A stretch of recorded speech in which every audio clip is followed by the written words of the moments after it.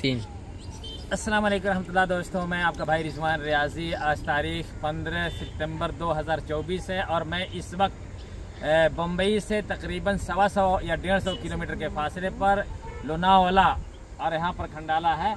मैं यहाँ पर खड़ा हूँ पहाड़ी पर। यकीन मानिए कुदरत की जिन नेमतों का जिक्र है यहाँ पर वो देखने को मिलता है। हरियाली बला की है और जब यहाँ पर बारिश होती है तो लगता है कि आप हाथ पर बादल को रोक सकते हैं।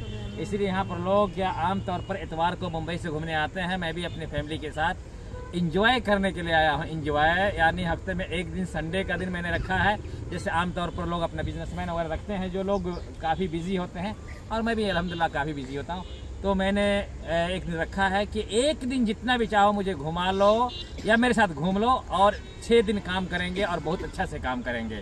चुनांचे आज हम आए हैं यहाँ पर देखने के बाद बड़ा अच्छा लगा है।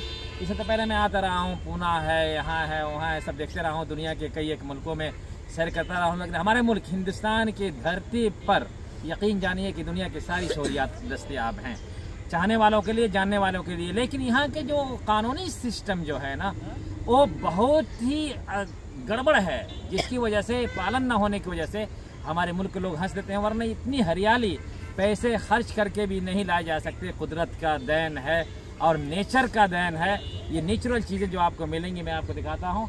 मैंने दिखाया आपको, ये बेटा दिखा दो। मेरा बेटा ले रहा है साद रिजवान जो हाफिज कुरान है और मेरे डिपार्ट का आदमी बनेगा। मेरे भाइयों, मेरे बच्चों में जिनके लिए अलग अलग बिजनेस बांटा हुआ है उसमें अभी मैं दिखाता हूँ। देख लें आप, पानी है और आज का दिन इंतहाई खुशी का दिन है। अब लगाओ मैं जो खाने में किसको दिखाना है। इधर आओ बेटा, तुम इधर आओ।